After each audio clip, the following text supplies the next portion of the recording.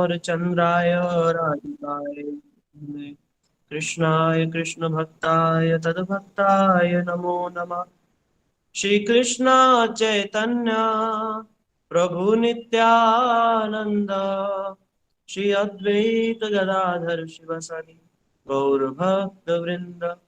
हरे कृष्णा कृष्ण कृष्ण हरे हरे, हरे राम राम राम हरे हरे।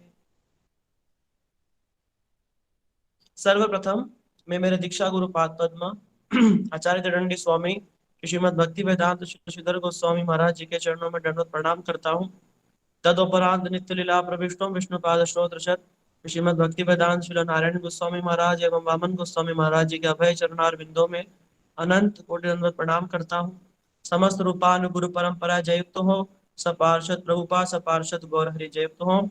आज का हमारा विषय है, और जो भी ऑनलाइन इस वीडियो के माध्यम से कथा सुन रहे हैं, वैष्णव वैष्णवी माता भाई बहन प्रभु सभी के चरणों में मेरा यथायोग्य दंडवत प्रणाम।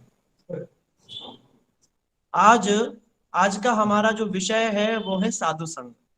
साधु संघ की क्या महिमा है ना। इसके पहले भी क्लास हो चुकी है, ये एक रिवीजन क्लास है, लेकिन इसमें आज हम बहुत नए नए विषय टॉपिक सुनेंगे, जानेंगे, समझेंगे।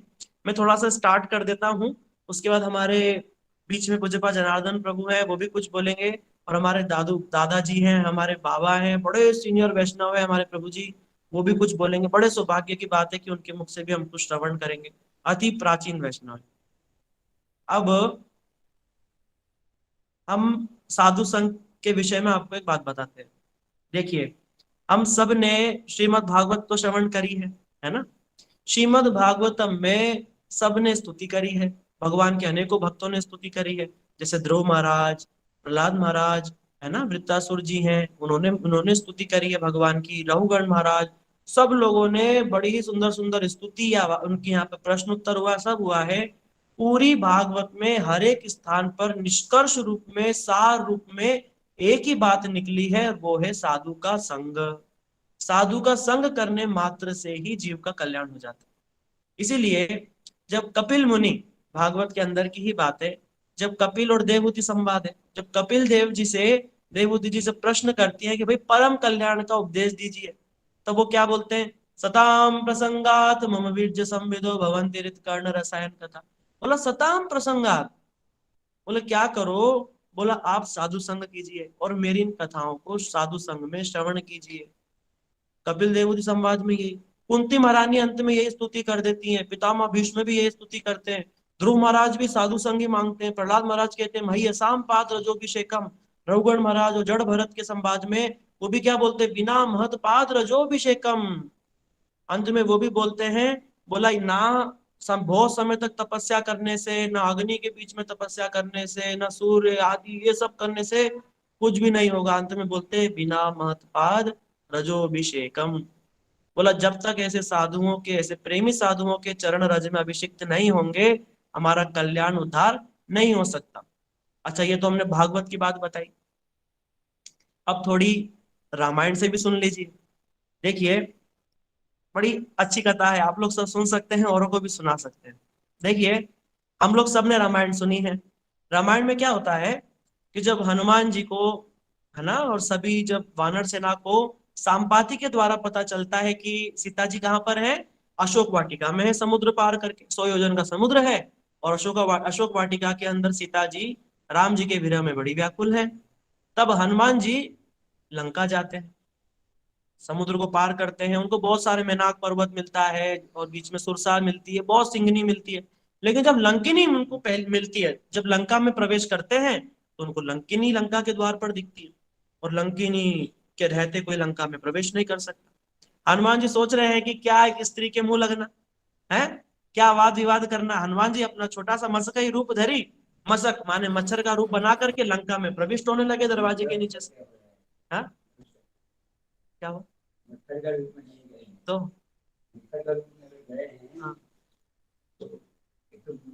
हाँ, हाँ, हाँ, ना सुनो, इसमें तो ये लिखा हुआ ना।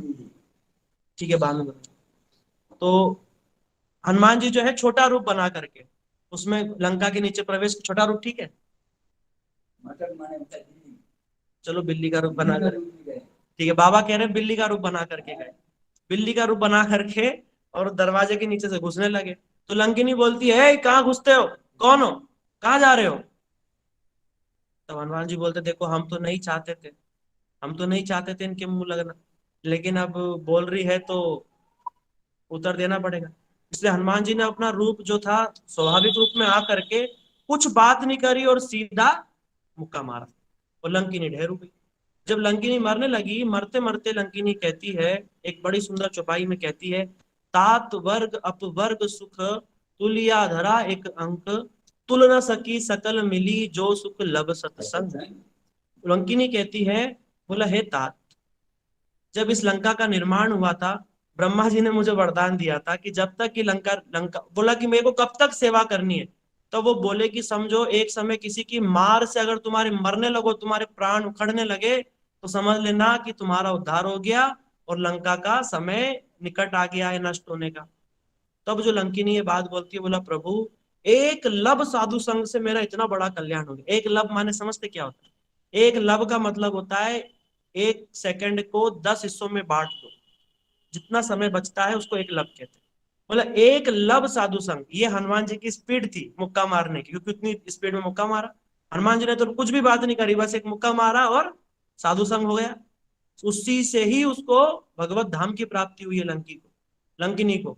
यहाँ बड़ी विशेष बात है, यहाँ पर साधु संघ की, और लंकिनी कहती है कि अगर स्वर्ग अपवर्ग जितने भी सुख है उनको तराजू के एक पलड़े में रख दिया जाए और एक लब साधु संघ को दूसरे पलड़े में रखा जाए, तो साधु संघ का पलड़ा हमेशा भारी रहेगा।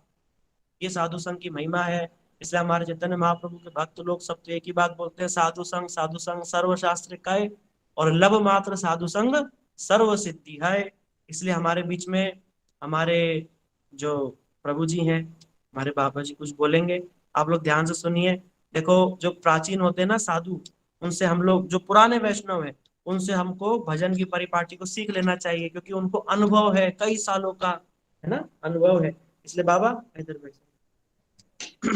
बाबा हमारे कुछ बोलेंगे, आप लोग सब ध्यान से सुनिए। आइए एक बार सबसे पूछ तो लूं, आवाज आ रही है कि नहीं आ रही है? आप सबको आवाज आ रही है ना? हरे कृष्णा। जी प्रभु जी आ रही है, हरे हाँ कृष्णा। जी प्रभु जी जी प्रभु जी आ रही है, आ हरे कृष्णा। समझ में आ रहा है ना सबको? जी प्रभु जी बहुत अच्छे से आ रहे हैं। जी प्रभु जी बहुत अच्छे से। ठीक है, हमारे दादू कुछ बोलेंगे, आप लोग सब ध्यान से सुनिए। देखो उनकी उम्र थोड़ी ज्यादा है, इसलिए बिल्कुल बीच में डिस्टर्ब नहीं करना और ध्यान से सुनना, ठीक है? हरे कृष्णा।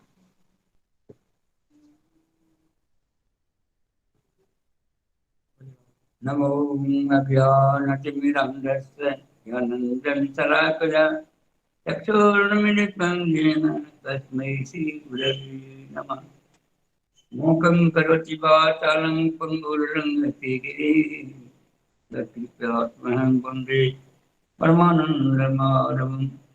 नामसत्यं मनमपि शशिपुत्रमत्स्वरूपं रूपं तत्प्रकृतिमूलपुरीं मातुरीं दृष्टवासिं राधा कुंदं गिरिवरमहो राधिका माधवास्यां प्राप्तदर्शप्रतीत कृपया श्रीगुरुनटुनयति अनर्पितरिं चिरात् करुणायामुचिर्न खलु समर्पयितुं तज्जलरसां भक्तिश्रियं हरिपुरसुन्दर सुचिकरं वसन्दीपित सदा हृदयस्कन्धरे सूचिदर्शि सचिनन्दन वैराग्य विद्यानि भक्ति योग सिद्धार्थ में पुराण श्री कृष्ण चैतन्य शरीरधारी कृपा मुझे सनातन मंशाकल्पभ्यश्च कृपा सिंधु भैव च पतितानं पावनेभ्यो वैष्णवेभ्यो मैं सर्वप्रथम अपने गुरुपाद पर नित्य प्रवेश जगत गुरु भक्ति वेदांत बावन स्वामी महाराज जी के चरण कमल में असंख्य असंख्य दंडवत प्रणाम ज्ञापन करता हूँ। तत्पश्चात उपस्थित वैष्णव वृंद एवं मातृवृंद सभी को मैं अपना प्रणाम जनाता हूँ। मैं तो मूर्ख आदमी हूँ, कुछ जानता नहीं, लेकिन वैष्णव को आदेश कर दिया है कुछ बोलने के लिए। साधु संघ का महिमा तो अभी सुन लिए हैं आप लोग, हमको बोलने का कुछ है नहीं, ये तो प्रभु जी सब बाबा बता बोलिए, आप अपना अनुभव सुनाइए, बोलिए। साधु सिंह का यहाँ शास्त्र में भूरी भूरी प्रमाण है। वैष्णव का क्षणमपि सज्जन संगति विवेका भवती भवर नरतर नहीं न होगा।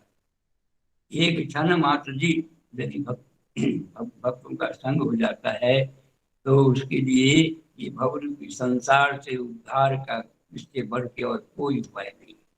जय क्षणमपि सज्जन संगति, सज्जन मन साधु, साधु का संग क्षण मात्र यदि हो जाए।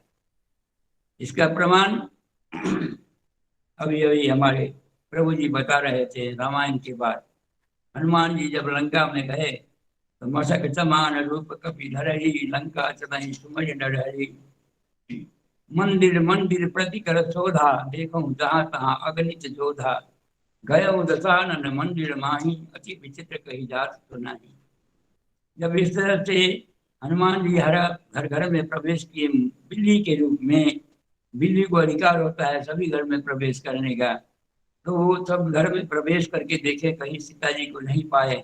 अंतिम में रावण के घर में गए तो रावण का गृह में जाके अति विचित्र से कहीं जात तो नहीं, वहां का विचित्र अवस्था था। कहीं मही से मान धरे धरे भक्त ही, कहीं पर जो है भैंस खा रहा है, कोई गाय खा रहा है। ये देख करके विचित्रता हनुमान जी बड़े विस्मित हुए। विस्मित होकर के फिर आगे देखते हैं कि भवन है कपुनि देख सुहावा, हरि मंदिर कहाँ भिन्न बनावा। देखें, और भवन, भवन माने भगवान की जहाँ निवास स्थान है उसे भवन। तो मंदिर एक भिन्न अलग से बनाया हुआ था। वो कौन थे? विभीषण जी, रावण का ही पुत्र भाई विभीषण। तो हनुमान जी को देख करके वहां पहुंचे तो देखे वहां जाकर के राम नाम अंकित गृह, शोभा वरहि न जाय, नव तुलसी के वृंद तहाँ देख हर्ष कपिराय। देख करके महाप्रभु हनुमान जी को बड़ा हर्ष हुआ। तो हनुमान जी हृदय में सोचते हैं कि वो यही सन हठ करी हम पहचानी, साधु के हो ही न कार जहानी। यहाँ साधु संघ का महिमा है। हनुमान जी कहते हैं कि देखो इनसे जान पहचान करना ही होगा हठ पूर्वक, क्योंकि ये साधु हैं। साधु है, साधु से कभी किसी प्रकार का हानि नहीं होता है। तो ये देख करके सवेरा हो रहा था, विभीषण जी उठ रहे थे बिस्तर छोड़ के, और वहां सब राम राम तहि सुमिरन किन्हा, हरि हृदय हरस कपि सज्जन चिन्हा। जय हो। ये राम राम को सुमिरन करते हुए बिस्तर छोड़ रहे थे विभीषण जी। ये सुन करके हनुमान जी बड़े हर्षित हुए। हर्षित होने के बाद विभीषण जी देखा कि अरे माता ललाट में तिलक कुंड है, गले में तुलसी की माला। देख करके हनुमान जी से कहते हैं विभीषण की अब मोहि भय भरोस हनुमंता, अब बिनु हरि कृपा मिलय नहीं समता। लेकिन साधु संग सब शास्त्र कहे लव मात्र साधु संगे सब सिद्धि आएंगे। प्रभु जी अभी व्याख्या किए हैं। ये है साधु संघ का महिमा। तो साधु का संग यदि क्षण मात्र वैष्णवों का संग हो जाए, शुद्ध वैष्णव का, एक से तो साधु संसार में बहुत है। हाँ, भूरी भूरी साधु देखा जाता है संसार में कि जाकर नखयर जटा विशाला, तो कलिकाल प्रसिद्ध कराला। बड़े बड़े दाढ़ी बढ़ाए हैं, जटा बढ़ाए हैं, संत कहला रहे हैं, लेकिन ये संत नहीं है। साधु में असाधु, असाधु में साधु बुद्धि करने से भी अपराध है। इसीलिए साधु को पहचानना होता है। असाधु संग यदि सत्ता मिल जाए तो एक क्षण मात्र में ही भगवान प्राप्त हो जाएंगे। जय हो, जय हो। कृपा सिंधु भयवच पतितानंग पावने भो वैष्णवे भो नमो नमः। बहुत बहुत धन्यवाद। अब एक बात है, अब हम लोग आपस में बतियाते हैं। आप कभी क्या किया उसको बंद कीजिए तब पढ़ेंगे ना। नहीं, अभी रुको, अभी बाद में करेंगे। अभी तो चलेगा कथा आधा घंटा और। अभी एक मिनट में हम चले जाएंगे। मैं आता हूँ नीचे, कथा की बता देता। ठीक, हरे कृष्णा। आप लोग सबने सुना? सबको समझ में आया? तो हरे कृष्णा प्रभु जी, बहुत अच्छा लगा सुन के। हरे कृष्ण प्रभु जी। हमारे जो दादू हैं, बाबा हैं, 91 ईयर्स के हैं और बहुत सालों से देखो पूरी रामायण सब याद और पूरी मेमोरी उनकी अब तक शार्प है। सोचो अभी हमारा जीवन, हम लोग 90 ईयर्स तक जिएंगे कि नहीं जिएंगे तो हमको हमारी मेमोरी रहेगी कि नहीं रहेगी। लेकिन देखो गुरु जी की कैसी कृपा है और साधु संघ की महिमा साक्षात देखो बाबा के चरित्र में, एकदम चकाचक, एकदम और हर चीज जरा सा भी इधर उधर हो जाता है ना, बाबा बोलते हैं अरे ये गलत है, ऐसे ऐसा है, ऐसा होना चाहिए, ऐसा होना चाहिए। अभी हमको भी बोल रहे हैं कि आपने जो बोला उसके अंदर कुछ है थोड़ी गड़बड़, अभी ठीक करेंगे। अभी सुन करके आपको बताएंगे, ठीक है।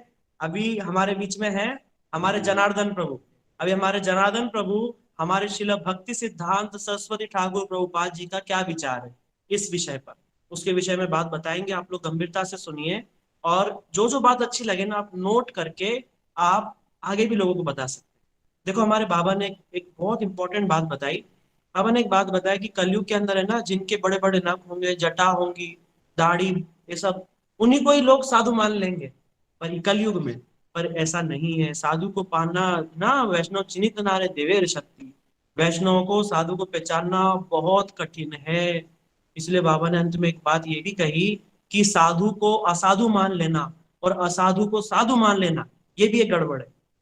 इसलिए इसको कैसे हम ठीक कर सकते हैं, जो हमारी जो शुद्ध कथाएं हैं, जो हमारे गौड़ीय वैष्णव के जो विचारों के जो अंतर्गत जो शिक्षाएं हैं ना, उनको पुनः पुनः सीखने से हम लोग धीरे धीरे वो ज्ञान का चश्मा लगा करके इन चीजों को देख सकते हैं, समझ सकते हैं। इसलिए हमारे बीच में हमारे जनार्दन प्रभु हैं, वो भी कुछ बहुत अच्छी अच्छी बातें आपको इस विषय पे बताएंगे। आप लोग ध्यान पूर्वक सुनिए। हरे कृष्ण।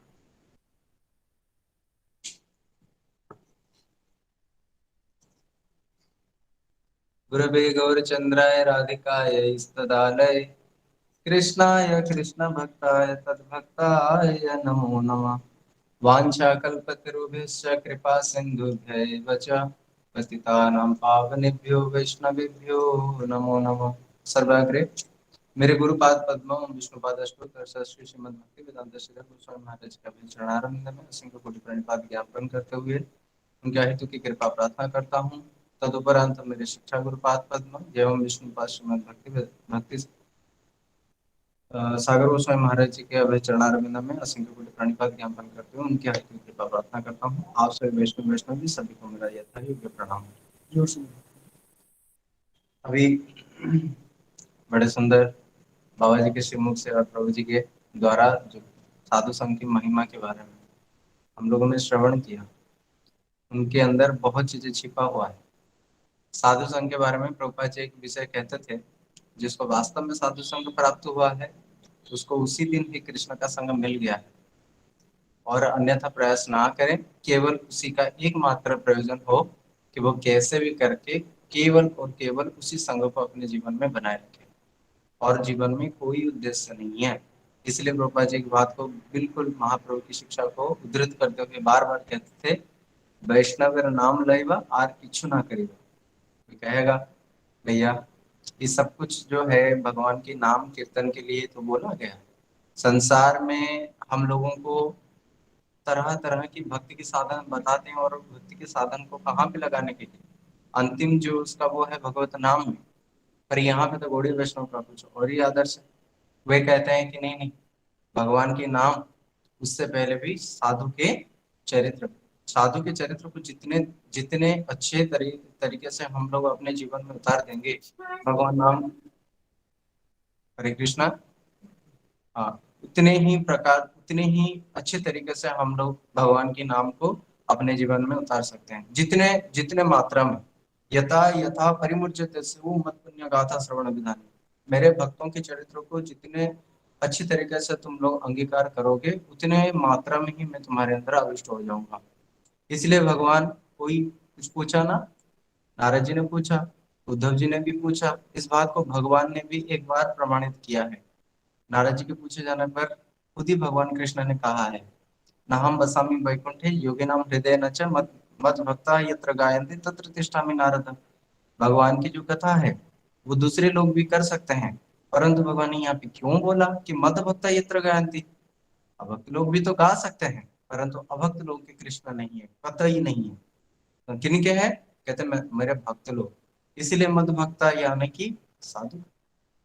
फिर उद्धव जी इस बात को कहा जब स्कंद पुराण में, जब गोपियां कृष्ण से दूर होकर के मिलन की आकांक्षा लेकर के उद्धव जी के पास आए, उद्धव जी को प्रार्थना किया कि आप कृष्ण को हमें दे सकते हो, तो कैसे दें, तो कहाँ पे हैं कृष्ण।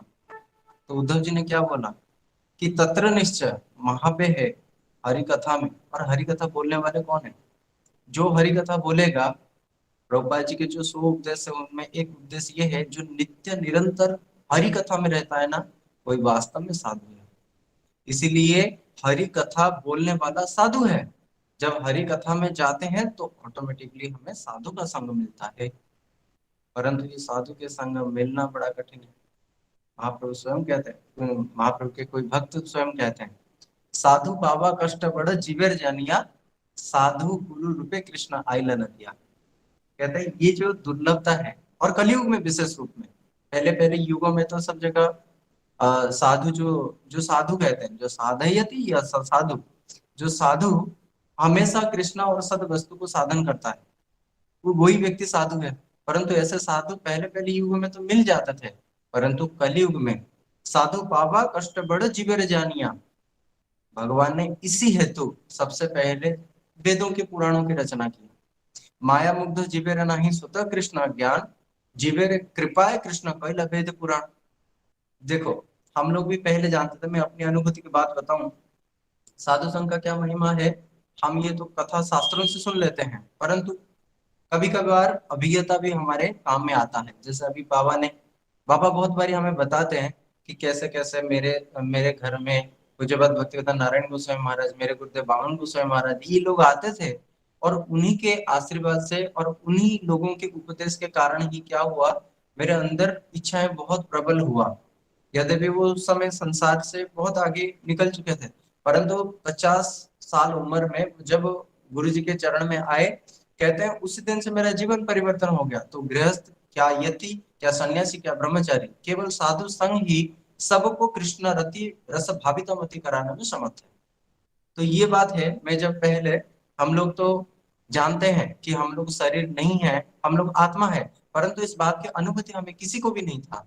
परंतु एक शुद्ध साधु संघ ही, एक शुद्ध साधु संघ ही हमें बताया, आंखों में उंगली डाल करके बताया कि अब तुम्हें भजन करना चाहिए।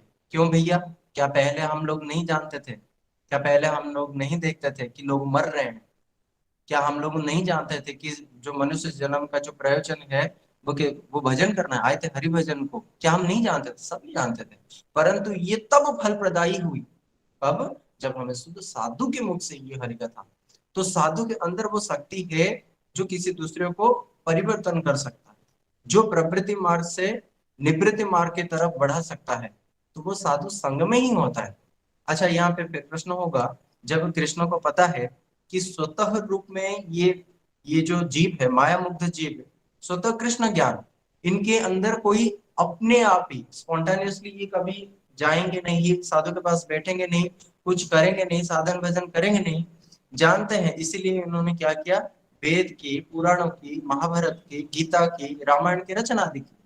परंतु उसको कितने भी पढ़ करके भजन कर रहे हैं, कितने उसको पढ़ के, देखो पढ़ना एक अलग बात है, और पढ़ करके प्रवृत्ति मार्ग से निवृत्ति मार्ग की तरफ को बढ़ना है, ये दूसरी बात है।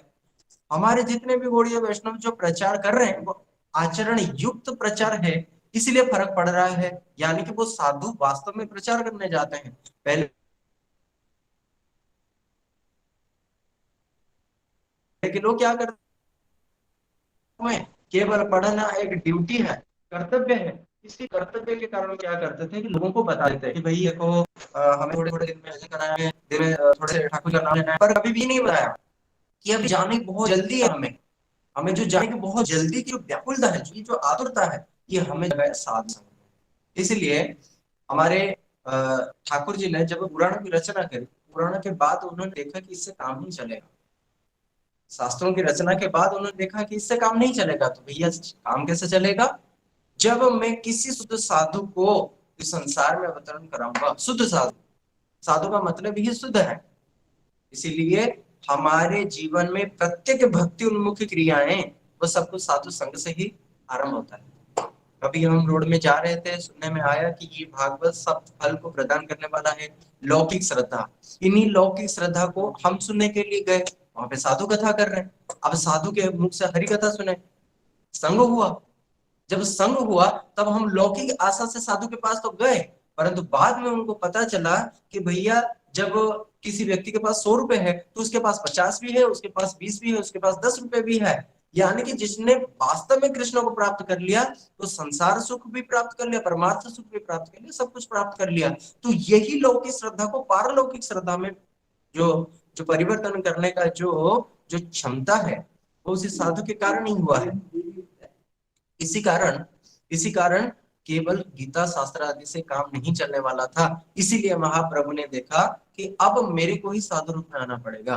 तब महाप्रभु ने इस प्रकार यहाँ पे आकर के उन्होंने साधु संघ की महिमा को समझा। तो संघ 6 प्रकार से होता है। ऐसा नहीं कि हम लोग सोचते हो कि हम लोग केवल जाकर के किसी को छू देने से, किसी से कोई बात कर देने से संघ नहीं। संघ 6 प्रकार के होता है। जैसे किसी को देख करके उसका संग होता है, किसी को चिंतन करके संग होता है, किसी को सूंघ करके है। बहुत ऐसे प्राणी हैं जो सूंघ करके बता सकते हैं यहाँ पे कौन आया था, क्या था।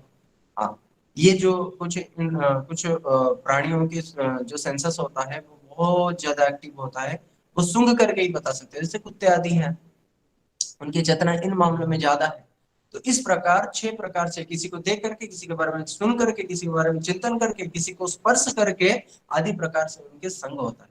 तो यहाँ पे साधु का संग करने का मतलब क्या हुआ कि इन्हीं को 6 प्रकार से अपने साथ जोड़ने को साधु संग कहा जाता है। परंतु साधु का संग का अर्थ क्या हुआ? जो सत वस्तु का संग करा दे कोई साधु है। ऐसे सद वस्तु के संग कराने वाले को साधु कहा जाता है। और इन्हीं साधुओं को 6 प्रकार से इनके साथ जुड़ने को साधु संग कहा जाता है। एकमात्र सत्य वस्तु है। मंगलाचरण श्लोक में सत्यम परम, जो परम सत्य है उसको जो जनाता है वही साधु है। और इन्हीं के संग को ही साधु संग कहा जाता है। देखो, सारी क्रियाएं हमारे साधु संग से आया है। हम तुलसी में पानी दे रहे हैं, आज हम एकादशी कर रहे हैं, आज हम तिलक धारण कर रहे हैं, आज भागवत कथा के प्रति हमारी रुचि है, आज हमारे जो भी कुछ है भक्ति उन्मुखी क्रिया है, वह सब कुछ साधु के मुख से। भगवान ने तो आए नहीं थे, भगवान ने तो बोला नहीं है, तो किसने हमारे अंदर इतने सारी प्रवृत्तियां जगाए? कहते साधु ने जगाए। अब ये जो साधु है, ये सब कुछ हमारा सिद्धि जो है ये साधु संग से हुआ है। परंतु यहाँ पे बहुत विशेष बात है, साधु संग सर्वशास्त्र का है। सारे शास्त्र में एक ही बात कह रहे हैं। जैसे प्रभु जी ने बताया, क्या जल्दी पड़ी थी उनको, ध्रुव महाराज के पास भगवान आए तो भगवान कह रहे ध्रुव कुछ मांग लो, तो उनको क्या जरूरत था, वो तो कह देते प्रभु जी आप मेरे ही हो जाओ। परंतु ध्रुव महाराज जी जानते हैं मेरे को जो साधु संग मिला वो नारद जी हैं। उन्होंने देखो, जितने ऊंचे साधु संग करेंगे ना, उतने ही हमारे भगवान को जीतने की, उतने ही मतलब हमारे अंदर क्षमता होगा, हमारे अंदर योग्यता होगा। कैसे? क्योंकि उनका गुरुजी है, उनके गुरुजी हैं नारद जी। नारद जी के द्वारा उनको जो शिक्षा दी गई है, उस शिक्षा के बल पे वो भगवान को भी जीतने जा रहे हैं आज। देखो, इसको कहते हैं उच्च कोटि का साधु संग। तो भगवान कह रहे हैं कुछ मांग लो, वो कह रहे हैं कि प्रभु अगर मेरे को कुछ देना है तो मेरे को नारद जी जैसे साधु संग प्रदान करो। वो कह रहे अरे तुमने मेरे तपस्या के लिए तुम आए थे तो मेरे को मांग सकते हो। देखो ध्रुव महाराज कितने चालाक है, कहते प्रभु अब मैं मूर्खता थोड़ी ना करूंगा, अब तो मेरे को गुरुजी मिल गए ना, ऐसे शुद्ध गुरुजी मिल गए। तो वो कह रहे हैं कि देखो अब मैं ऐसे शुद्ध साधु संग मांगूंगा। बोले क्यों? जब मैं तुम्हारे सामने हूँ, सारे दुनिया भजन कर रहा है, गुरुकरण करता है भगवान के लिए, जब तुम्हें भगवत प्राप्ति हो चुका है, अब तुम्हें किस चीज की शेष रह गया? बोले कहते हैं कि प्रभु आज मैं आपको 6 महीने में प्रसन्न कर दिया, 5 महीने में प्रसन्न कर दिया, कल को पता चले फिर 2 महीने में कर दे तो आप तो उसी के हो जाओगे। और आप एक हो इसलिए आप तो चले जाओगे। पर आपको लाने वाले जो कंट्रोलर जो होता है ना, जो कंट्रोलिंग डिवाइस होता है, वो है मेरे गुरु जी जैसा साधु संग। ये आपको मेरे को देने में समर्थ है, इसीलिए मेरे को आप नहीं, आपके शुद्ध भक्तों के संग चाहिए। देखो चाबी अगर हमारे पास है, हमारे पास अगर रिमोट कंट्रोलर है तो हम निश्चय ही उस वस्तु को हम कंट्रोल कर सकते हैं। परंतु यहाँ पे साधु किससे कहते हैं? प्रभु बाजी आगे बता रहे हैं कि सारे सिद्धि तो साधु संग में है, परंतु वो साधु संगे कृष्ण नाम। देखो, मेरे जैसा कपड़ा लेने पे, तिलक घंटी धारण करने पे हम लोग ठगे जाएंगे। जैसे रावण साधु वेश बना करके आया था, पर वो सीता जी को भी ठग दिया। तो ऐसे हमें, और हम लोगों के अंदर क्या है ना, शास्त्र से जो लक्षण को, जो साधु का एक वास्तव में लक्षण क्या होता है हमने पढ़ा नहीं है, हम जानते नहीं है। तो तो हम कैसे जाकर के कोई व्यक्ति को कैसे साधु निर्णय कर सकते हैं? तो ऐसे निरूपण करना हमारे बस की बात नहीं है। ये तो भगवान की कृपा से होगी। केवल हमारे अंदर निष्कपट प्रार्थना होनी चाहिए कि हमें शुद्ध साधु संग प्रदान करो और अपने से उच्च संग प्रदान करो। अब यहाँ पे बात आती है कि हमें कैसे पता चले। उसका लक्षण बड़े सिंपल तरीके से महाप्रभु ने बता दिया, साधु संग कृष्ण नाम। यानी कि ऐसे साधु संग में जाओ भले ही वो पुंडरीक विद्यानिधि जैसे हो। अभी यहाँ पे दो चक्कर है। कोई व्यक्ति अगर बाह्य रूप को देख करके फंस जाए तो भैया उसका कुछ नहीं हो सकता। साधु का वास्तव लक्षण क्या है? प्रभुपाद जी ने बोल दिया है, जो नित्य निरंतर हरि कथा में रहता हो, कीर्तन में रहता हो, वही वास्तव में साधु है। क्या? देखो जैसे हम पहले पढ़ते थे ना, हमारे पास एक इक्वेशन होता है और हम ए का वैल्यू होता है, ए का वैल्यू 2 है, बी का वैल्यू 3 है, ए प्लस बी का होल स्क्वायर है। हम ए की जगह 2 और बी की जगह 3 डाल करके उसके फॉर्मूला को हम मतलब उस फॉर्मूला में वो वैल्यू पुट करके हम पूरा का पूरा सॉर्ट आउट कर देते थे प्रॉब्लम। तो ये इक्वेशन वही है, साधु संघ में सर्व सिद्धि होगा। परंतु ऐसे कौन से साधु संघ? तो हमें वो फॉर्मूला दिया है। वो फॉर्मूला क्या है कि साधु संघ के नित्य निरंतर कृष्ण नाम। इसलिए जो कृष्ण नाम किसी वैष्णव की निंदा नहीं कर रहा हो, किसी भी प्रकार के कोई महत्वाकांक्षा नहीं हो मतलब इस जगत के प्रति, और अपने धर्म को लेकर के, अपने जो वैष्णव धर्म को लेकर के जो बहुत उन्नत स्तर पे हो या फिर हमसे ऊंचा हो, ऐसे व्यक्ति के संग हमें आवश्यक है। तो यहाँ पे एक पक्ष और आता है। वो पक्ष ये है कि जब हम साधु संग करने जाते हैं, साधु को हम लक्षण से कैसे पता चलता है, इसके लिए बताया गया एक वैष्णव प्राय होते हैं और एक विषय प्राय होते हैं। तो ये वैष्णव प्राय और विषय प्राय, आपने बोला ये वैष्णव प्राय और विषय प्राय जानना अति आवश्यक है अगर हमें साधु संग करना है तो। और मैं यहाँ पे साधु संग का अर्थ और दोबारा कभी नहीं बोलने वाला कि शुद्ध साधु संग। साधु का मतलब ही शुद्ध साधु होता है। तो यानी कि जब जब भी मैं साधु संग अभी बोलने वाला हूँ तब आप समझ जाइएगा कि ये शुद्ध साधु संग की बात है, pure devotee, pure devotee, pure association के लिए। तो ये जो शुद्ध साधु संग है, इसमें दो पक्ष आता है, एक विषय प्राय और एक वैष्णव प्राय। हरे कृष्णा, ये सब आपसे प्रश्न पूछे जा सकते हैं, इसलिए आप ध्यान से सुनिए। ये विषय पराय क्या होते हैं और वैष्णव पराय क्या होते हैं, इसलिए ये आप लोग ध्यान से सुन करके नोट कर लीजिए इन सब विषय को। हाँ। तो वैष्णव प्राय क्या होते हैं सबसे पहले हम जानते हैं। देखो, बाह्य आचरण और अंतर आचरण, वैष्णव क्रिया मुद्रा विज्ञान बुझाए, वैष्णव चिन्हित नाई वेदर सकती, ये दो चीजें हैं, समझ लीजिएगा। वैष्णवों को कभी भी उनके बाह्य रूप में समझा नहीं जा सकता। यहाँ तक कि वेद भी कहते हैं कि वैष्णवों को आंतरिक रूप में भी नहीं समझा जा सकता है, क्योंकि वो बहुत गंभीर तत्व भगवान को भी अपने गंभीरता के अंदर डुबो देने वाले साधु होते हैं। तो उनकी आंतरिकता को भी कोई नहीं जान सकता है। इसलिए हमारे परम गुरुदेव भक्ति स्वरूप सिद्धांत गोस्वामी महाराज जी कहते थे, और भक्ति विज्ञान भारती गोस्वामी महाराज जी भी कहते थे, कहते भगवान किसे कहते हैं, भक्त किसे कहते हैं? जो भगवान के हर प्रकार से अंतर्यामी हो उसे भगवान कहते हैं। माने जो अंतर्यामी हो, जो भक्तों को मन की इच्छा को जानने वाला हो, उसे भगवान कहते हैं। कहते भक्त किसे कहते हैं? कहते हैं ऐसे अंतर्यामी का भी जो अंतर्यामी है उसे भक्त कहते हैं। यानी कि भगवान सबके अंतर्यामी है, सब जीवों के क्या करना है, क्या हम सोच रहे हैं, वो सब कुछ भगवान को पता है। कहते हैं ऐसे अंतर्यामी के भी हृदय के अंदर क्या चल रहा है, क्योंकि भगवान का एक नाम आप्त काम है, वो उन्होंने अपने कामना को अपने अंदर ही पूर्ण कर सकते हैं, होते हुए भी भक्त लोग उनके वास्तवता को जान लेते हैं। इसीलिए भगवान खुद कहते हैं दुर्वासा को, साधवम हृदय मह्यम साधनम हृदयम तो हम, इसलिए वो मेरे हृदय है। इसलिए इतने गंभीर तत्व है कि हम उनको ऊपर से ना के अंदर से कभी जान सकते हैं। इसका प्रमाण आता है पुंडरीक विद्यानिधि प्रभु। जब महाप्रभु की लीला में जो गदाधर पंडित थे, वो हमेशा उनको मुकुंद उनके भक्त थे। महाप्रभु के एक भक्त मुकुंद थे और एक भक्त उनके गदाधर भी थे। तो मुकुंद हमेशा कहते थे, गदाधर मैं तुम्हें बहुत दूर एक बहुत सुंदर वैष्णव के दर्शन कराने ले जाऊंगा। तो गदाधर पंडित के मन में हमेशा रहता था कि हाँ, ऐसे वैष्णव के दर्शन करने चाहिए, है ना। तो महाप्रभु के भक्त हैं तो वैष्णव दर्शन के लिए तो वो लालायित रहते हैं। तो एक दिन क्या हुआ, मुकुंद जी इनको, जो गदाधर जी है, उनको लेकर के दूसरे स्थान पर गए। और बाबा कौन सी, हाँ कहाँ पे गए थे वो? तेतुरे में, चट्टीग्राम नहीं, पुंडरीक विद्यानिधि प्रभु हरदा में चाटिग्राम में, हाँ हाँ कहीं पे हो, तो वो जो पुंडरीक विद्यानिधि प्रभु जहाँ पे रहते थे, ये कृष्ण लीला में ये वृषभानु महाराज हैं, ये पुंडरीक विद्यानिधि प्रभु आए हैं गौर लीला में, पुंडरीक विद्यानिधि प्रभु बन के दादाजी के पिताजी जो हैं, तो ये उनके दर्शन के लिए गए गदाधर पंडित। मुकुंद जी बोले कि तुम थोड़ा दूर रहना और हम थोड़ा दूर रह करके उन वैष्णव की क्रिया देखते हैं। तो वहां पे उन्होंने देखा एक वैष्णव है, वैष्णव क्या है, एक साधारण व्यक्ति है, मखमलमल गद्दा बिछाया हुआ, बड़ा सुंदर पलंग है, चारों तरफ दासियां हैं, और वो लेटे हुए हैं ऐसे शुभ्र सैया जैसे पूरा सफेद कलर में, और बड़े सुंदर फर वाले जो बेड में लेटे हुए हैं।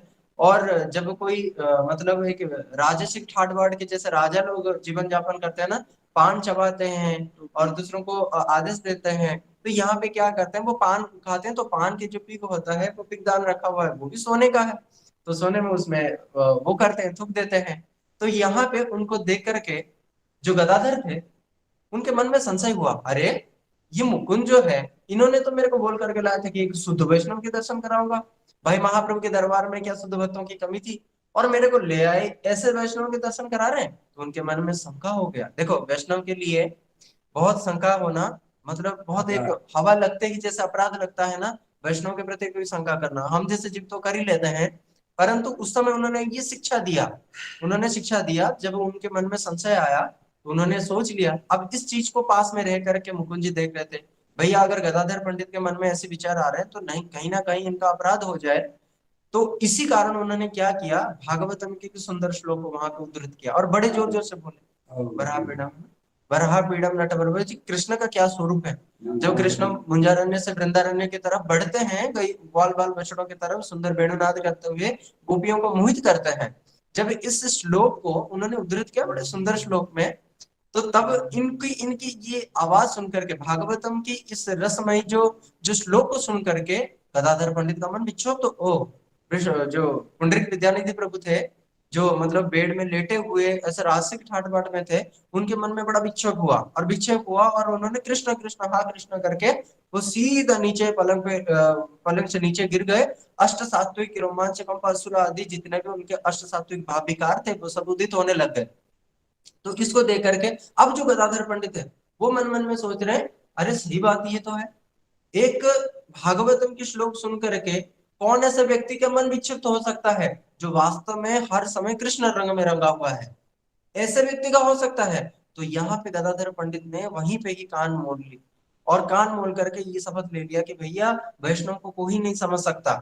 और दूसरा तरफ अगर हम देखें तो रावण, रावण भी एक साधु का वेश बना करके आया था, परंतु वो रावण साधु का वेश ही बना करके आया था। यानी कि यहाँ पे जो विषय प्राय और वैष्णव प्राय की बात हो रही है, वैष्णव प्राय मतलब वैष्णव जैसे, प्रायतः वैष्णव जैसे दिखते हैं परंतु वैष्णव है नहीं, इनको वैष्णव प्राय कहते हैं। समझ में आई? जो वैष्णव की जैसा वेशभूषा धरते हैं रावण की तरह, परंतु वैष्णवता उनके अंदर नहीं है, दिखने पे वो वैष्णव प्राय जैसे लगते हैं, प्रायतः वैष्णव जैसे लगते हैं इसलिए वैष्णव प्राय है। परंतु दूसरी तरफ प्रायतः वैष्णव विषय की तरह दिखने वाले हैं, परंतु वो विषय नहीं होते, वो वैष्णव होते हैं। तो कौन अच्छा हुआ? अब इनकी आप लोग बताइए, आपको समझ में आया ये विषय? हरे कृष्णा, आप लोग सब अनम्यूट करके बताइए क्या समझ में आया। जी प्रभु जी समझ में ये आया। प्रभु जी हाँ, समझ क्या में समझ आया। में आया? बताओ, कोई कोई एक व्यक्ति बताओ क्या समझ में आया। प्रभु जी वैष्णव प्राय बताया, जैसे रावण है, रावण वैष्णव की तरह वेश तो धारण करता है परंतु वो साधु नहीं है। हाँ, प्राय वो का मतलब साधु होता नहीं है मेनली वैष्णव की तरह दिख रहा है, मतलब वो उसकी तो जो प्योर वेशभूषा प्योर है वो, डिवोटी। हाँ, हाँ, लेकिन ऊपर से तो वैष्णव की तरह दिखता है लेकिन है नहीं, तो इसको बोलते हैं वैष्णव प्राय। बोलो ज्यादा वैष्णव वैष्णव दिख प्राय। रहा पर है नहीं। और हाँ, विषय प्राय क्या बोलते? बोलो दिख रहा प्योर। विषय जैसा है, अरे हाँ, विषय होगा बड़ा ऐसा होगा लेकिन अंदर से वैष्णव है। वो इसलिए प्योर वैष्णव को डिवोटी है। पहचानना बड़ा कठिन है, बड़ा कठिन है, इसलिए हम कहीं फंस ना जाए, इसीलिए ये शुद्ध, हाँ है, प्रभु जी हाँ, प्रभु इसीलिए जी ये देखो हमारे विश्व प्राय जनार्दन शुद्ध प्रभु, वैष्णव। हाँ देखो इसलिए हमारे जनार्दन प्रभु है ना, ये प्रभुपाद का ये प्रबंधावली है, बहुत सुंदर ये ग्रंथ है बांग्ला में, उसको पढ़ करके और प्रभुपाद का इस पे क्या विचार था वहां से ये निकाल करके सारी बात बता रहे। इसलिए हम लोग बड़े सौभाग्यशाली है। देखो मैं वृंदावन में हूँ, वृंदावन में है तो सब साधु के संग में है, हमारे बाबा जी हैं, जनार्दन, बहुत सारे यहाँ साधु संग है। इस कारण से हमने सोचा आपको भी साधु संग मिला। देखो साधु संग से आप लोग का भी साधु संग हो रहा है, ये सब साधु संग की महिमा है। नई नई बात सुनने को मिल रही है, नई नई बात जानने को मिल रही है। इसलिए हमने तो इनको बोला है भाई जब भी आपके पास समय हो, लाइव क्लास होती है, आप भी आकर के बीच बीच में बोलिए। देखो मैं आपको और सरल करके एक बात बता देता हूँ। विषय प्राय, प्रायः विषय लगते हैं, विषय माने मटेरियल, मटेरियलिस्टिक आदमी लगता है। ऐसे देखने से लगता है अरे ये तो भोगी होंगे, अरे ये तो कहाँ साधु है, इन्हें तो बड़ी बड़ी जटा भी नहीं है, इनके तो मतलब ये तो जीन्स भी पहना हुआ है। अरे साधु को पहचानना बड़ा कठिन है, बड़ा कठिन है। हो सकता है कि साधु नहीं दिखता और साधु हो, इसको कहते हैं विषय प्राय। और वैष्णव प्राय किसको बोलते हैं? हो सकता है बड़ा टिप टॉप एकदम जटाजूट या सफाचूट, जटाजूट हो या फिर एकदम चिकना चट हो, छोटी फोटी सब रखी हुई हो, और बड़ा धोती कुर्ता पहना हुआ हो, बड़े बड़े तिलक धारण किए हुए, हो सकता है अंदर से ना हो। इसीलिए समझना मुश्किल है। साधु का लक्षण क्या है? साधु का लक्षण हमारे जनार्दन प्रभु ने बताया, जो नित्य प्रतिक्षण भगवान की कथा, भगवान के नाम में डूबे हैं, ये साधु का मुख्य लक्षण है। जैसे डॉक्टर, हमने पहले गुरु जी के विषय में सुना था ना। देखो डॉक्टर के दो लक्षण होते हैं, एक स्वरूप लक्षण और एक तटस्थ लक्षण। तटस्थ लक्षण क्या रहता है? जो हम बाहर से देख करके समझ सकते हैं। जैसे डॉक्टर है, डॉक्टर का तटस्थ लक्षण क्या होगा? उसका सफेद कोट, स्टेथोस्कोप पहनता है। अगर स्टेथोस्कोप लगाया है, कोट पहना है, तो हम सोचेंगे अरे डॉक्टर साहब जा रहे हैं। पर हो सकता है कोई फिल्म का एक्टर हो, एक्टिंग करके आ रहा हो, है ना, डॉक्टर की एक्टिंग कर रहा हो। और एक डॉक्टर हो सकता है ड्यूटी पे ना हो, और ऐसे ही ट्रेन में अपने फैमिली के साथ में घूम रहा हो, कोई बीमार हो जाए, अचानक से वो डॉक्टर आए, तो लोग बोलेंगे अरे कहाँ डॉक्टर हो, इसने तो कोट भी नहीं पहना, स्टेथोस्कोप भी नहीं है। उसका नॉलेज उसको डॉक्टर बनाएगा। उसकी नॉलेज, मेडिसिन की नॉलेज, उसकी जो डिग्री, उसका जो सर्टिफिकेट है, वो उसको डॉक्टर बनाएगा। इसी प्रकार वैष्णव को कपड़ों से, इन सब चीजों से, उनकी क्रियाओं से नहीं जाना जा सकता। केवल उनके मुख से जो विगलित हरि कथा, उनका जो भगवान के प्रति भावना, उनका हरिनाम, उनका साधु संग, और उनकी कथा में रुचि, और कथा में कितने डूबे हैं, कितना उनका प्रवेश है, यही बताएगा कि किस कोटि के साधु हैं, किस कोटि के वैष्णव हैं। इसलिए देखो आज का हमारा विषय था साधु संग, वैष्णव संग। लेकिन उसमें विषय सबसे इंपॉर्टेंट चीज तो यह है कि भाई साधु संग करने से पहले जाने तो कि भाई साधु है कौन, पता चले गड़बड़ हो गई तो। इसलिए हमें क्या करना है? नित्य प्रतिक्षण शुद्ध परंपरा में, जैसे हमारे वैष्णव परंपरा है, हमारे सुंदर गोपाल प्रभु हैं, हम लोग भी चेष्टा कर रहे हैं। हमारे बाबा जी इतने पुराने वैष्णव है, उन्होंने अपने अनुभव से एक बात को बताई है। इन सबको जब हम धीरे धीरे सुनेंगे, श्रवण करेंगे, हृदय में धारण करेंगे, तब देखना एक दिन ऐसा आएगा कि हम एक झटके में पहचान जाएंगे क्या सही है, क्या गलत है, क्या करना है, क्या नहीं करना है। ये हमारे गौड़ीय वैष्णव की, हमारे गुरु परंपरा की ये महिमा है। इसलिए हमारे जनार्दन प्रभु अभी और कुछ बोलेंगे। अगर आपका किसी का कोई प्रश्न है ना, तो आप पूछ सकते हैं। हरे कृष्णा। देखो अभी समय तो हो चला है, अगर आपका कोई प्रश्न है तो आप पूछ सकते हैं, हमारे बाबा हैं, ये लोग हैं, हम कोशिश करेंगे उत्तर देने के लिए। वरना जनार्दन प्रभु और कुछ 5 मिनट बोलेंगे, जैसा आप बोलेंगे वैसा हम करेंगे। अभी समय हो चला है, आप बताइए। हरे कृष्णा प्रभु जी। हाँ बोलिए। प्रभु जी प्लीज इनका लेक्चर चलने दीजिए, बहुत अच्छा लग रहा है। ठीक है बहुत सुनिए। बहुत अच्छा लग रहा है साधु संग, इनके साथ ना इनका हाँ लेक्चर हमारे बहुत। हमारे जनार्दन प्रभु है ना, इतने कम आयु में और घर बार छोड़ करके, और पूरा हमारे गुरु जी के एकदम समर्पित होकर के, और पूरा रिसर्च करके कथा सुनना, ये सब देखो आप कथा से सब समझ ही पा रहे हैं। इसलिए इन्हीं कथाओं को सुनने से ही हमारा कल्याण होगा, ये कुल मिला करके कहने की बात है। जिन हाँ जिन चल। लोगों ने ऑलरेडी साधु संघ में, और जो साधु संघ का मुख्य फल वैराग्य और भगवान की भक्ति, भगवान के प्रेम की ओर बढ़ रही है, यही तो साधु संघ का फल। इनके मुख से जब सुनेंगे तो ज्यादा कल्याण होगा। इसलिए आप सुनते जाइए, आप लोग जो जो महसूस कर रहे हैं ना, वो सत्य है। हरे कृष्णा प्रभु जी। हरे कृष्णा। तो हम जहाँ पे छोड़े थे वो ये था कि जैसे हम रावण की बात कर रहे थे, अब एक और भागवतम में भी बहुत सुंदर उदाहरण प्रस्तुत हुआ है। एक राजा थे जिनका नाम था रघुगण। रघुगण राजा एक दिन आत्मज्ञान लेने के लिए क्या कर रहे थे, मार्ग से अपने पालकी पे बैठे 4 लोग उनको पकड़ के, मतलब पालकी को ढो करके उनको आत्मज्ञान की तरफ, जो जिस आश्रम में वो जा रहे थे, जिन मुनि के पास जा रहे थे सुनने के लिए, उनके पास वो बैठ करके जा रहे थे। तो ये जो भरत महाराज जी थे, ये मतलब ये ऐसे साधु थे, बिल्कुल निवृत्त धर्म में ये प्रतिष्ठित है। निवृत्त धर्म मतलब इनको संसार के प्रति कोई लेना देना नहीं, भगवान के भजन स्वच्छंद रूप में और आत्म प्रसन्नता तरीके से, ना किसी ने कुछ बोल दिया उस बात की कोई विक्षेपता है मन में, ना किसी ने कुछ हमें बोल दिया, कोई संबोधन में हमें कोई वो कर दिया, किसी भी प्रकार कोई मतलब नहीं है। घूम फिर करके जब आत्मज्ञान लेने के लिए ये रघुगण बाबा राजा जा रहे थे, तो जड़ भरत महाराज जी किसी कारणवश उनका एक व्यक्ति का तबीयत खराब हुआ या कुछ हुआ, तो वो वहां से हटे, तो ये जड़ भरत महाराज उनको लेकर के जा रहे हैं, मतलब उनको कंधा दिया, क्योंकि जो पालकी ढोने वाले होते हैं चार चार उनके तरफ वो होता है, चार लोग होते हैं। एक व्यक्ति वो जैसे हटा, तो ये रघुगण महाराज जो जड़ भरत जी थे उनको ले आए, और जड़ भरत महाराज अब वो जो एक व्यक्ति हटा था उसी की जगह पे ये आ गए। अब ये लेकर के जा रहे हैं, तो वो क्या कर रहे हैं, रघुगण महाराज जी देख रहे हैं कि चारों तरफ चींटियां हैं, तो उनको बचाते हुए वो क्या कर रहे हैं, कभी पैर इस तरफ दे रहे हैं, कभी उधर दे रहे हैं, कभी इधर इधर भीतर दे रहे हैं। तो इससे क्या हुआ, जो राजा था, वो राजा जो रघुगण राजा जो अंदर पालकी पे बैठे हुए थे, उनको परेशानी हुई तो उन्होंने पूछा कि क्या हो रहा है, और सेवक आए, बोले कि देखो हमारे एक सेवक का कमी की वजह से हमने किसी दूसरे को हायर किया, और उसने मतलब क्या पता नहीं उसका क्या क्रिया हमें समझ में नहीं आ रहा, बोलो उसको सामने बुलाओ। जब रघुगण महाराज के सामने कौन आए, जड़भरत महाराज आए, तो जड़भरत महाराज जी ने उनको बोला कि रघुगण महाराज जी बोले तुम्हें इतना सब वो नहीं है कि एक राजा की सेवा किस प्रकार किया जाए, तुम प्रजा होकर के तुम्हें राजधर्म का कतई ज्ञान नहीं है। तो उन्होंने उस समय उन्होंने कुछ भी नहीं बोला।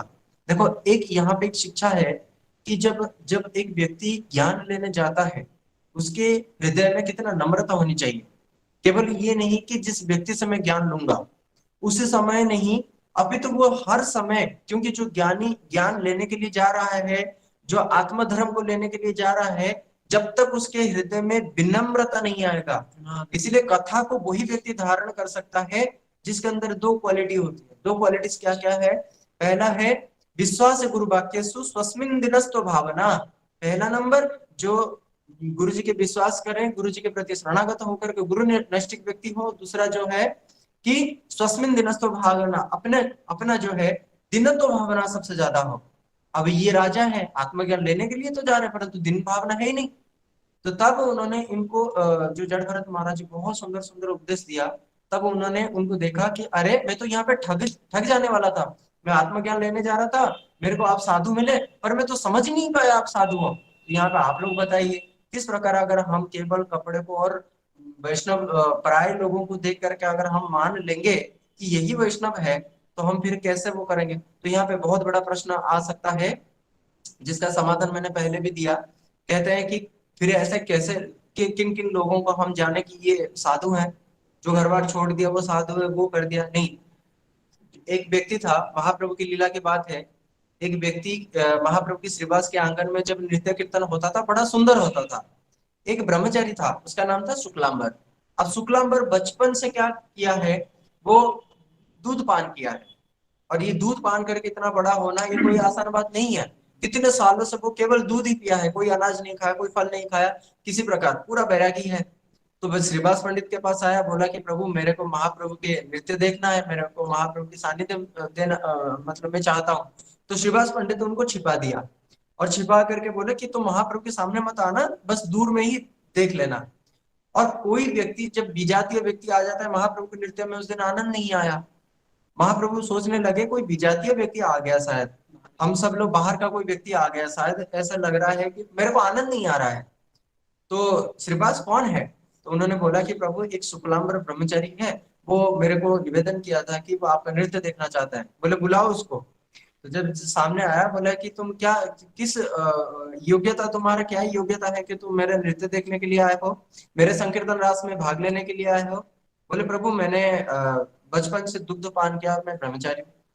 पता है उन्होंने क्या बोला, पय पान करी लेके कृष्ण भक्ति है केवल दूध पीने से कृष्ण भक्ति होगा?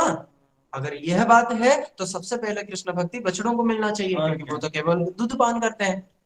कहते हैं जल में रहने से, जल में बड़ा तपस्या सौरी ऋषि ने किया है, जल में रहने से होगा। अगर ऐसी बात में कृष्ण भक्ति होने वाला है तो मछलियों को हो जाना चाहिए सबसे पहले। कहते हैं क्या केवल खड़े होकर के ऊर्ध्वमुख होने से भगवान मिल जाएंगे, कृष्ण भक्ति मिल जाएगा? अगर ऐसी बात है तो सबसे पहले पेड़ों को मिलना चाहिए था। कहते कोई दिगंबर रहने से, भैया ये सब कोई बात नहीं है। कहते हैं कि यहाँ पे एक बहुत सुंदर पैर आया है, ज्ञानी जीवन मुक्त दशा पाई नु करी माने, वस्तु तो बुद्धि सुत न है कृष्ण भक्ति विनय। और कृष्ण भक्ति जिसके हृदय में है, जिसके हृदय में कृष्ण भक्ति है, वो व्यक्ति को किसी भी प्रकार के कोई योग्यता की आवश्यकता होती ही नहीं है। जब प्रभुपाद जी को बोला गया, प्रभुपाद जी आप तो कश्मीर से कन्याकुमारी तक इतने बड़े विद्वान हो और आपने गुरु बनाया का अंगूठा छाप गौर किस होता बाबा जी महाराज को, प्रभुपाद जी का उत्तर क्या है बताओ। देखो, क्योंकि वो कौन सी गुरु लेने जा रहे हैं, कृष्ण भक्ति देने वाला गुरु, यानी कृष्ण गुरु लेने वाले हैं। तो प्रभुपाद जी ने क्या उदाहरण प्रस्तुत किया, मेरे गुरुदेव गौर किशोरदास बाबा जी महाराज यदि 23 घंटा 59 मिनट और 59 सेकंड कृष्ण भक्ति करते हैं और केवल 1 सेकंड वो विषय की स्त्रियों के चिंतन करते, तो भी मैं उनको गुरु नहीं बनाता, क्योंकि मेरे गुरुदेव 24 के 24 घंटे वो कृष्ण भक्ति कर रहे हैं, यही सबसे बड़ा योग्यता है। इसीलिए कृष्ण भक्त बड़ा चतुर होते हैं, और इससे बड़ा चतुराई कुछ नहीं है। मरने के बाद तो सब कुछ ज्ञान यही छूट जाता है, परंतु जाता है तो केवल कृष्ण भक्ति जाता है। इसीलिए सारे जिसने नाम लिया नहीं सब जी ने लिया, और जो चारों वेदों को पढ़ा पर कृष्ण भक्ति को नहीं समझ पाया, ऐसे को मैं नहीं गुरु बनाने वाला। तो इसीलिए अब देखा जाता है कि किस प्रकार यहाँ पे हमें वैष्णव प्राय से दूर रह करके क्या कौन से संग करना है, भले ही वो विषय प्राय हो, दिखने में जैसे विषयों की तरह हो, परंतु अगर वो कृष्ण भक्त है तो वही हमारे लिए वो सब कुछ, हमारे साधु संग वही है हमारे। तो यहाँ पे दूसरा पक्ष आ जाता है कि जब साधु संग की बात आता है तो असाधु संग को वर्जन करने की भी बात है। मैं 5 मिनट लूंगा, 5 मिनट में आपको थोड़ा सा समझाने की कोशिश करूंगा जो प्रभुपाद जी ने आर्टिकल में दिया है। प्रभुपाद जी कहते हैं जब हम साधु संग के बारे में बात करते हैं तो एक दूसरा पक्ष ऑटोमेटिक आ जाता है। जैसे हम असली बोलते हैं तो कहीं ना कहीं नकली है, तभी तो हम असली का प्रयोग कर रहे हैं। यदि हम हेड कहते हैं तो कहीं ना कहीं टेल है, तभी तो हम हेड कहते हैं। तो कहीं ना कहीं दूसरा पक्ष है। तो यहाँ पे जो दूसरा पक्ष है वो है असाधु संग। पहले हमारा जो टॉपिक है वो साधु संग है। तो साधु के तो हमने संग कर लिया। हमारे परमेश्वरी प्रभु बताते हैं अगर आप जा रहे हो देसी घी अगर आपको लेना है तो सबसे पहले देसी घी क्या नहीं है इस बात को जानना जरूरी है। प्रभुपाद जी ने यही बात को सिद्ध करने के लिए अपने पूरे जीवन से आधा जीवन उन्होंने लगा दिया शुद्ध भक्ति क्या है ये बोलने में नहीं, शुद्ध भक्ति क्या नहीं है इस बात को स्थापन करने के लिए प्रभुपाद जी अपने पूरा आधा जीवन निकाल दिया। और वो यही बात को अंतिम में कहते हैं कि मैं तो अपने जीवन में जो शुद्ध भक्ति को वो प्लेटफॉर्म प्रस्तुत करने में आधा जीवन मैंने बिता दिया है ना, इसीलिए आधा जीवन प्रभुपाद जी कह रहे हैं। तो यहाँ पे प्रभुपाद जी बहुत सुंदर उदाहरण दिया है कि असत संग त्याग, कृष्ण भक्त अभक्त एक स्त्री संगी एक कृष्ण अभक्त आर यही दुई संग त्याग यही वैष्णव सदाचार। वैष्णव सदाचार क्या है, वैष्णव संग किससे कहते हैं, कहते हैं जिसने 2 चीजों को छोड़ा है, एक अभक्त संग और एक योषित संग मतलब स्त्री संग को छोड़ा है। तो यहाँ पे जो असत संग को जब तक हम त्याग नहीं करेंगे तब तक साधु संग का पूर्ण फल भी हमें प्राप्त नहीं हो सकता। आप कहोगे कैसे, उदाहरण देते हैं, ये भी प्रभुपाद जी उदाहरण देते हैं उनकी उपाख्यान उपदेश नामक के ग्रंथ में। वो कहते हैं एक बहुत सुंदर उपाख्यान है, प्रभुपाद जी कहते हैं दूधो खाबो तमाकुओ खाबो। इसका मतलब क्या हुआ, मैं दूध भी खाऊंगा और साथ ही साथ तमाकू भी खाऊंगा। तो डॉक्टर कैसे कहेगा कि तुम्हारे जो कैंसर जो बीमारी है वो सही हो जाएगा। यानी कि दूध को ही अगर खाना है तो आपको कहीं दूसरा पक्ष जो तमाकू वो छोड़ना पड़ेगा। तो यहाँ पे पूर्ण फल कब देगा, आप कहोगे मैं दवाई भी ले रहा हूँ बुखार का और 3 टाइम अच्छे ठंडे पानी में नहा रहा हूँ है ना, पेट खराब हुआ है लूज मोशन चल रहा है दवाई भी ले रहे हैं और हम गरम गरम पकौड़े भी खा रहे हैं, तो पूर्ण फल वो नहीं दे सकता। इसलिए साधु संग में आने से पहले अपना जो प्रतिकूल विवर्जनम यानी कि जो प्रतिकूल हमारे संग है उससे निवृत्त होना बहुत आवश्यक है। वो प्रतिकूल संग जो है वो 4 प्रकार का है। पहले तो 2 प्रकार का है, एक संसर्ग दूसरा आसक्ति। इन दोनों को छोड़ने के लिए रूप गोस्वामी ने बोला संग त्यागात। कौन सा संग त्यागना है, 2 संग को त्यागना है। देखो सिंपल तरीके से साधु संग तब फल देंगे जब हम असाधु संग छोड़ेंगे, असत संग छोड़ेंगे। असंग क्या है, 2 तरह है, वो रूप गोस्वामी कहते हैं, एक है संसर्ग दूसरा है आसक्ति। संसर्ग 2 प्रकार के हैं, एक है अभक्त संसर्ग दूसरा है योषित संसर्ग। और आसक्ति 2 प्रकार के हैं, एक है संसार आसक्ति संस्कार आसक्ति और दूसरा है जड़ द्रव्य आसक्ति, है ना। संसर्ग और आसक्ति, संसर्ग दो प्रकार के, अभक्त संसर्ग और योषित संसर्ग, और आसक्ति भी दो प्रकार के हैं, एक है संस्कार आसक्ति और द्रव्य आसक्ति। ये प्रभुपाद जी के विचार है। अब सबसे पहले हम देखते हैं जो संसर्ग है जिसको हमें छोड़ना है, उसका एक पक्ष क्या है, कहते हैं क्या, अभक्त। ये भी दो प्रकार के। अभक्त क्या है, एक ज्ञानी, दूसरा कर्मी। ज्ञानी इतना खतरनाक है क्योंकि वो कितना भी कृष्ण भक्ति कर ले, ज्ञानी जो होता है वो कितना भी कृष्ण भक्ति कर ले, प्रयोजन उसका बताएगा कि ये कृष्ण प्रेम पाना चाहता है, नहीं। कृष्ण प्रेम पाने की जो जो साधन भक्त साधित करता है वही वही साधन एक ज्ञानी भी करता है, वो भी माला करता है, वो भी एकादशी करता है। आप शंकर संप्रदाय में चले जाइए, वो सब कुछ वही करते हैं जो हम लोग करते हैं, परंतु उनका उद्देश्य से पता लगता है कि क्या करना चाहते हैं। पता है वे वास्तव में अंत में क्या करना चाहते हैं, जिनको उपासना करते हैं वो वही बन जाना चाहते हैं। तो आप बताओ, ऐसे संघ को हमेशा हमेशा हमारे जो जो जीव का जो नित्य स्वरूप है वो नष्ट कर देता है। किसी दिन मेरे को कोई विशाखा दीदी हमारी पूछ रही थी, प्रभु जी वहां पे भक्त लोग, शुद्ध भक्त चले जाएंगे जहाँ पे जो ब्रह्म ज्योति में जो लीन होते हुए पड़े रहते हैं, उनके पास कभी भक्त लोग चले जाएंगे तो उनको उद्धार हो जाएगा। तो मैंने उनको बोला वहां पे भक्त लोग जाएंगे ही क्यों, क्योंकि कृष्ण लीला करते हैं इस जगत में, भक्त आते हैं इस जगत में, तो वहां पे है क्या चीज, वो भक्त वहां जाएंगे क्यों, वो तो सब कुछ अव्यक्त है। और वहां पे भगवान जाएंगे क्यों, वहां पे तो सब कुछ अव्यक्त है। तो ऐसे ज्ञानी जो हैं, जब उनके संग हम कर जाते हैं तो तुरंत हमारे जो जो जो नित्य स्वरूप है, कृष्णदास जो बनने का जो स्वरूप है, वो हमेशा हमेशा के लिए मिट जाता है।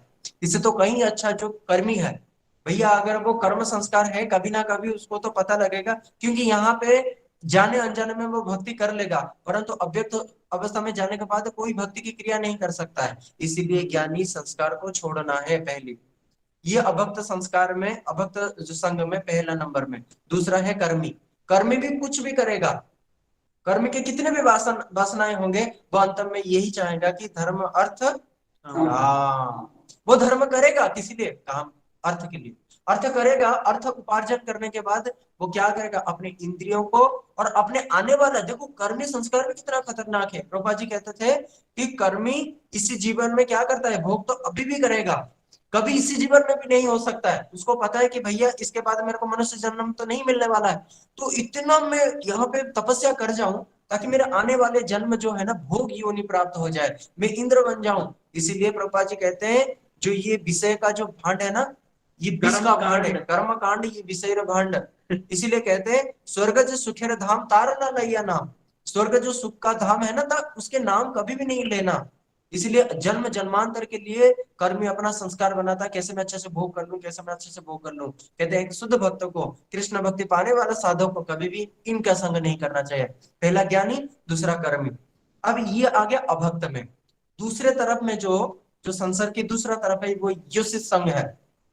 एक समय गौर किशोरदास बाबा जी महाराज भजन कर रहे थे, जल्दी से सुन लीजिए। एक काला सर्प आया, तो बाबा जी महाराज के पास वो बैठा हुआ था, एक स्त्री आई, स्त्री आकर के बोले बाबा जी आपके पास तो काला सांप है। तो बाबा जी महाराज जी का तुरंत ध्यान भंग हुआ, जैसे जब से वो निवृत्त हुए तो उन्होंने पता है क्या बोले, बोले कि देखो अगर वो मेरे को डस दिया ना तो मेरा तो एक जन्म नष्ट होगा, अगर मेरे को एक सांप मार देता है मेरे को तो एक जन्म नष्ट हो जाएगा। और नष्ट भी क्या होगा, भक्ति संस्कार तो कभी नष्ट नहीं होता, परंतु अगर तुम जैसे काला सर्प डस दिया, है ना। यहाँ पे स्त्री के लिए पुरुष और पुरुष के लिए स्त्री का अवैध संघ की बात किया जा रहा है। योषित संघ का जो टर्म है वो पुरुष और स्त्रियों का अवैध संघ के बारे में, अवैध रूप में स्त्री पुरुष के जो संघ की बात यहाँ पे किया जा रहा है। तो बाबा जी महाराज जी ने बोले कि हे स्त्री, अगर तू मेरे को डस दिया तो मेरा जन्म जन्म का भक्ति संस्कार में नष्ट हो जाएगा। कंडू ऋषि के बाद पता है आपको, जब कंडू ऋषि जो मंजू देवता देवलोक की जो अप्सरा थी मंजू से जब उनका संभोग हुआ, आपको पता है 923 साल तक उन्होंने गायत्री नहीं किया, इतने मग्न हो गए उसके साथ, इतने विहार किया, इतना कंडू ऋषि ने इतना विहार किया, 923 साल तक उनको पता नहीं चला कि उन्होंने अनेक नहीं किया। एक दिन उनको अचानक से याद है मैंने तो अनेक नहीं किया, गायत्री नहीं किया, मैं जाऊं, मैं जल्दी जल्दी गायत्री करना है। तो मंजू कहती है अरे बाबा कहाँ जा रहे हो, बोले मैं हानि कर रहा हूँ, संध्या का समय हो गया ना, गायत्री करने जा रहा हूँ। बोले आपको पता है एक दिन में 3 समय संध्या करना होता है, और एक महीने में कितना हुआ 900, एक साल में कितना हुआ इंटू 365, और 923 वर्ष मतलब इंटू 923, कितना अनिक छूटे तुम्हारे, सोचो जरा कितना अनिक छूटे।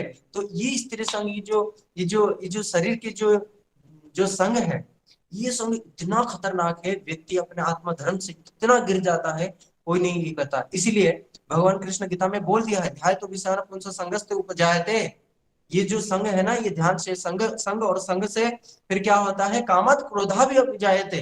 काम और काम से बाधा पड़ने पर क्रोध, क्रोध से बाधा पड़ने पर स्मृति भ्रष्ट हो जाता है और व्यक्ति का सर्वनाश हो जाता है। ये केवल इसी काम के वजह से होता है। ये कामी पुरुष वही कर्मी पुरुष है, इसीलिए इनका संघ को छोड़ो। दूसरे आते हैं जो उसमें कहते हैं संस्कार। हाँ, संसर्ग, और दूसरा है आसक्ति। आसक्ति में सबसे पहला है कौन सा आसक्ति, संस्कार आसक्ति। हमारे ऐसी जो संस्कार है, प्राक्तन संस्कार को लेकर के हमारे आगे वाला जो संस्कार होता है, और हम इस समय जो संस्कार से जो प्रेरित होकर के जो कर्म कर रहे हैं, वो आगे आने वाले संस्कार को प्रेरित करता है। और आगे हमारे जो जन्म होंगे वो हमारे पुराने संस्कार, इस जन्म के संस्कार जो हमने कर्म किया है। देखो हमारे जो पूर्व संस्कार है, पूर्व संस्कार से प्रेरित होकर के हम इसी जन्म में ऐसे ऐसे कर्म करते हैं। जैसे हमारे थोड़ी बहुत भक्ति का संस्कार होगा, और बहुत ज्यादा हेतु की कृपा की वजह से हम लोग अभी भक्ति कर रहे हैं। ये तो कोई नहीं कह सकता कि हम अपने संस्कार की वजह से भक्ति कर रहे हैं। भक्ति करने के लिए ना हम लोगों का कोई योग्यता नहीं, जड़ योग्यता परमार्थी की योग्यता यहाँ पे नहीं देखा जाएगा। यहाँ पे केवल गुरु कृपा ही केवल हम भक्ति के लिए, कोई योग्यता नहीं है यहाँ पे। इसलिए हम दिनहीन बनना पड़ेगा हमें। तो यहाँ पे कोई योग्यता नहीं है। संस्कार, अब हमारे कोई भी कार्य होता है वो संस्कार से आधारित होता है। एक व्यक्ति को अगर जानना है ना, उसका कर्म देख लो, उसका पूर्व संस्कार आपको पता लग जाएगा कि ये व्यक्ति का संस्कार कैसा है, राजसिक संस्कार वाला है, सात्विक संस्कार वाला है। देखो हमारे परमेश्वर प्रभु एक उदाहरण देते हैं, परिक्रमा करते हुए हम जा रहे हैं, प्याऊ लगा हुआ है, तो उससे जो व्यक्ति ने प्याऊ लगाया, उस व्यक्ति का संस्कार हम जान सकते हैं कि वो दान पुण्य वाला व्यक्ति होगा, वो दानी संस्कार का होगा। तो वहीं पे देखा कि वो जो नलका है, नलका मुड़ा हुआ टूटा हुआ पड़ा है, तो उससे पता लग जाएगा जिसने नल तोड़ा है वो उपद्रवी संस्कार का होगा। तो इससे प्रतीत होता है, संस्कार पता लग जाता है कर्म से। तो इसीलिए हमारे जितने भी कर्म है, पुराने संस्कार से प्रेरित होकर के नए संस्कार बनते हैं, नए कर्म बनते हैं। और जैसे जैसे हम नए कर्म करेंगे, यदि हमारे विवेक यहाँ पे काम नहीं करेगा और हम गलत संस्कार के कारण अगर फंसते हुए चले जाएंगे, तो ये संस्कार और दृढ़ हो जाएगा। दृढ़ होते ही वो अगला संस्कार को खराब कर देगा, अगला जन्म भी हमारा खराब कर देगा। अगर आपको पता है कि हमारा अच्छा थोड़ा वो संस्कार है, हमारा विवेक और अच्छा साधु संग मिला है, तो इस साधु संग के कारण हम क्या करेंगे, उस संस्कार को और बढ़ावा। हमारे एक प्रकाश प्रभु रहते थे, वो कहते थे इस समय जितने भी साधु संग मिल जाए वो हमारे लिए सबसे अच्छा है, हमारे लिए वो ही अच्छा है। रोज वृंदावन में जो कोई रह रहा है ना, रोज दामोदर जी के दर्शन के लिए जाना चाहिए उसको। और वहां पे हमारे प्रभुपाद जी की समाधि है, रूप गोस्वामी की समाधि है, नरोत्तम दास ठाकुर की समाधि है, वहां जाकर के सर ठोको और ठोक ठोक करके इतना संस्कार इकट्ठा कर लो कि आगे आने वाले आपके सारे जो गलत संस्कार है वो खत्म हो जाएंगे और नया संस्कार से बलवती हो जाएंगे। तो ये जो आसक्ति, जो संस्कार रूपक जो आसक्ति है, ये हमारे जो गलत आसक्ति है, जो गलत संस्कार की वजह से है, एक इससे छोड़ना है। और दूसरा है हमारा द्रव्य आसक्ति। कई बार ये सब साधुओं के लिए है, जैसे कई बारी मठ मंदिर में आकर के द्रव्य के कारण संग्रह करने की जो संस्कार है, उससे व्यक्ति दलदल में फंस जाता है। और संग्रह करते करते करते करते फिर वो धीरे धीरे कपटी बन जाता है, पाखंडी बन जाता है, और पाखंडी बनते बनते अपने धर्म से च्युत होकर के दोबारा संसार का समय व्यतीत होता है। इन्हीं चारों प्रकार संघ को जब तक नहीं छोड़ेंगे, तब तक वास्तव शुद्ध संघ में रह करके भी हमें वो फल प्रदान नहीं कर सकते हैं। कई बार यहाँ पे प्रश्न होता है, प्रभु जी हमें तो इतने बड़े बड़े साधुओं का संग नहीं मिला, तो हम क्या करेंगे? तो सिंपल तरीका है, उन साधुओं को निष्कपट प्रार्थना करो। वो साधु अपने आप में सपने में हो, या फिर चैत्य गुरु के रूप में हो, या फिर अपने ग्रंथों के माध्यम से हो। आज हमारे अनिरुद्ध प्रभु बता रहे थे, देखो ये अपने अनुभूति तो बताएंगे नहीं, मैं बता देता हूँ। इन्होंने मेरे को बताए थे कि पहले मैं कभी शुद्ध साधु संघ की खोज में था। मैं बड़े गुरु जी को, अपने नारायण गोस्वामी महाराज जी को मैं अपना गुरु जी मानता, तो मैं उन्हीं को ही गुरु जी संबोधन करता था। तो ऐसा हुआ कि एक दिन मेरे को सपने में आया, और फिर मेरे नारायण गोसाई महाराज जी के पास मेरे गुरुदेव श्रीधर गोस्वामी महाराज जी बैठे हुए हैं, तो उन्होंने जैसे मैं उनको फूल माला पहनाने के लिए गया, ये सब सपने में देख रहे हैं सवेरे के, तो वो कह रहे हैं कि देखो मैं तुम्हारा गुरुजी नहीं हूँ, तुम्हारे गुरुजी जो है वो ये है। देखो तब से इनका जीवन बदला और ये तो फिर हमारे गुरुजी के चरण में आ गए। तो इसका मतलब क्या हुआ, अगर आप निष्कपट प्रार्थना किया है ना, हमारे निष्कपटता भगवान जानते हैं और भगवान इसी इसी हिसाब से हमें संग प्रदान करेंगे। इसीलिए कलयुग में एकमात्र साधक के पास ब्रह्मास्त्र है, निष्कपट होकर के प्रार्थना करना। हम जैसे भी हैं परंतु निष्कपट, कोई कपटता नहीं है, कोई पाखंड की जरूरत नहीं है, निष्कपट होकर के प्रार्थना करने पर भगवान अपने आप संग प्रदान करेंगे। बहुत प्रेमानंदे हरि। हरे कृष्णा। थोड़ा सा लेट हो गया, लेकिन हमारे जनार्दन प्रभु ने जो सब ये विचार बताए हैं ना रूप गोस्वामी जी के और रूपा जी के, हम लोग बड़े सौभाग्यशाली है। मैंने भी सुन लिया आप लोगों की कृपा से, अगर ये सेवा नहीं होती तो हम भी नहीं सुन पाते। इसलिए आप सबको बहुत बहुत धन्यवाद। और ये जो विषय थे बड़े गंभीर थे, इसलिए इसकी रिकॉर्डिंग आएगी क्लास की, आप लोग सब नोट करके और इन सब चीजों को सीखिए। और जहां तक हो सके, देखो जब हम कुछ नहीं कर सकते तो एक चीज कर सकते हैं, हाथ जोड़कर भगवान से प्रार्थना जरूर कर सकते हैं। प्रार्थना करते रहिए, ये हरि नाम करते रहिए, साधु संग में जुड़े रहिए। आप लोग के सब ऑलरेडी कृपा हो चुकी है, घर बैठे बैठे ऑनलाइन क्लासेस आ रही हैं, और समझ लो कि यही हमारी भक्ति की प्रार्थना का फल है कि हरि कथा घर बैठे बैठे सुनने को मिल रहा है। बस यही बोल करके आज यही विराम करते हैं। हरे कृष्णा। सुमुखी दीदी शेष करें।